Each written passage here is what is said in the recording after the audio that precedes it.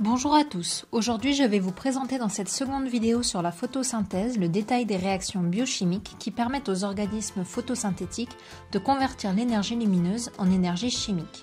Ces réactions sont inscrites au programme de terminale spécialité SVT.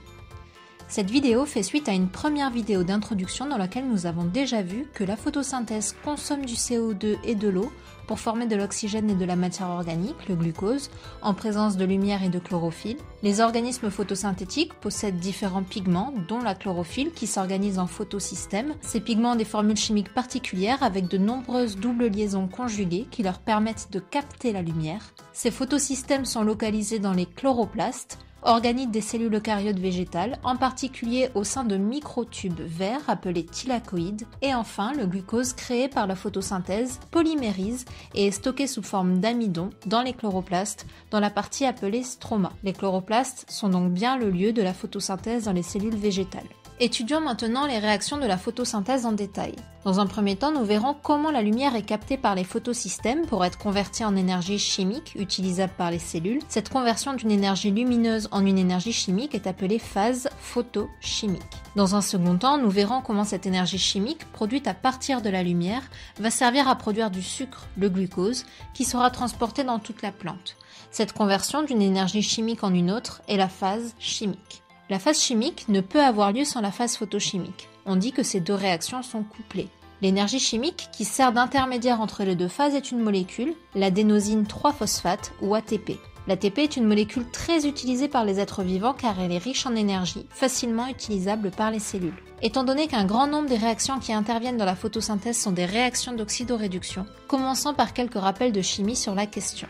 Retenez, en spécialité SVT, que lors d'une réaction d'oxydoréduction, deux molécules s'échangent des électrons et des protons H+.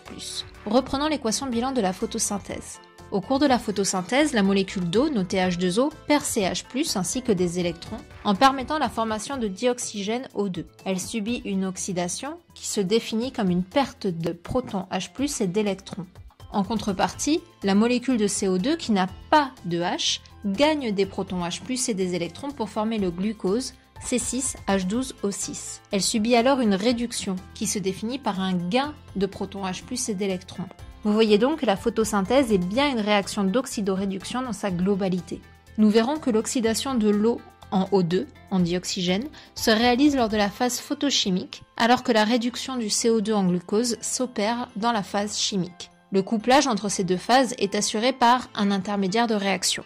C'est le biologiste Robert Hill en 1940 qui a compris que les réactions de la phase photochimique et de la phase chimique étaient couplées par un intermédiaire capable de subir des oxydoréductions. Il montre que lors de la phase photochimique, la molécule d'H2O est oxydée par un intermédiaire des chloroplastes appelé R pour plus de simplicité, qui récupère ses protons H+, et ses électrons. Cette réaction produit du dioxygène, molécule oxydée, et du RH2, molécule réduite. Dans un second temps, au cours de la phase chimique, la molécule RH2 produite précédemment réduit le CO2 en lui transmettant ses protons H+, et ses électrons. Ceci permet de produire du glucose, molécule réduite, ainsi que de régénérer le composé R, molécule oxydée. Intéressons-nous d'abord à la phase photochimique, au cours de laquelle interviennent les pigments organisés en photosystèmes. Représentant un noyau d'atomes constitutifs de pigments de façon simplifiée avec ses électrons en gravitation.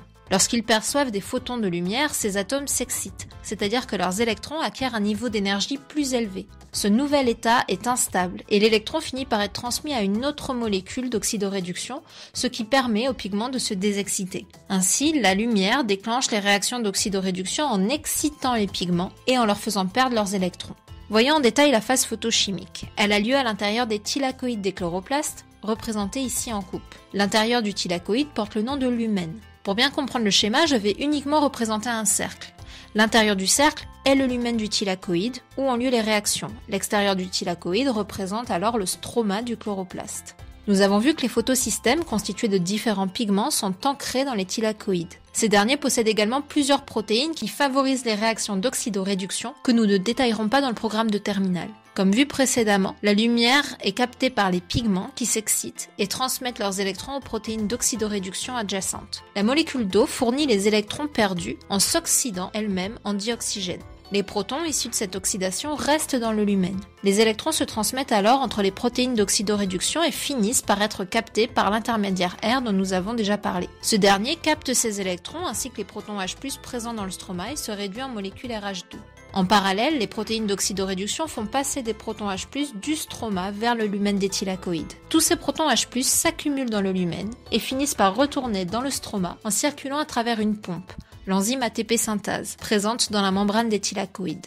L'ATP synthase est donc une enzyme qui est capable d'effectuer un mouvement de rotation suite au passage des protons H+ du lumen d'éthylacoïde vers les stromas du chloroplaste, ce qui active son fonctionnement. Elle produit alors de l'ATP, molécule énergétique, à partir de précurseurs trouvés dans le milieu, l'ADP et du phosphate, noté P ou PI. Au final, on vient de voir comment la phase photochimique, à partir de lumière, photo, produit de l'énergie chimique, ATP, et des molécules réductrices, RH2. Ces molécules vont avoir un rôle très important dans la production de glucose lors de la phase chimique de la photosynthèse. Cette phase chimique a été élucidée en 1960 par deux chercheurs, Calvin et Benson. Ils ont compris que la production de sucre se faisait selon des réactions chimiques en boucle ou en cycle, appelées cycles de Calvin et Benson. Dans ce cycle, le CO2 atmosphérique est fixé sur une molécule déjà présente dans le chloroplaste, le ribulose biphosphate, ou RUBP, ce qui permet de produire plusieurs molécules d'acide phosphoglycérique ou APG. Cet APG, après réaction, sert de base à la production de sucre, donc le glucose, C6H12O6, qui servira de source d'énergie à toute la plante. La production de glucose nécessite elle-même beaucoup d'énergie et ne peut pas avoir lieu sans les molécules de RH2 et d'ATP produites lors de la phase photochimique que nous avons vue plus tôt. C'est en cela que ces deux phases sont couplées et permettent, à partir de lumière, de produire du sucre utilisable par tout l'organisme, définissant ainsi la réaction de photosynthèse. Si cette vidéo vous a plu, n'hésitez pas à vous abonner à ma chaîne. D'autres vidéos suivront sur le programme de Terminal S spécialité SVT. À bientôt!